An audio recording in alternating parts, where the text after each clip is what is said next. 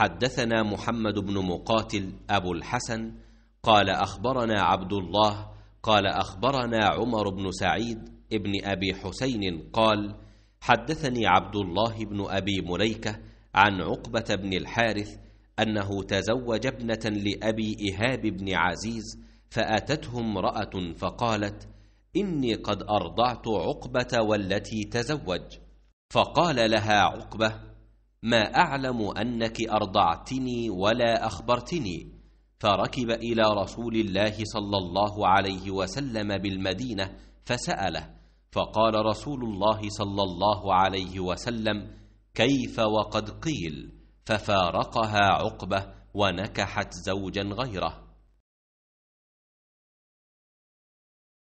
उक़बा ने अबू इहाब बिन अज़ीज़ की लड़की से निकाह किया तो उनके पास एक औरत आई और कहने लगी कि मैंने उक़बा को और जिससे उसका निकाह हुआ है उसको दूध पिलाया है।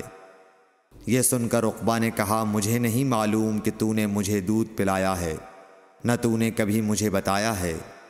तब सवार होकर रसूलुल्लाह सल्लल्लाहु अलैहि वसल्लम की खिदमत में मदीना मुनव्वरा हाजिर हुए और आपसे उसके मुताल्लिक़ दरियाफ़्त किया तो आप सल्लल्लाहु अलैहि वसल्लम ने फरमाया, किस तरह तुम उस लड़की से रिश्ता रखोगे, हालांकि उसके मुताल्लिक़ ये कहा गया।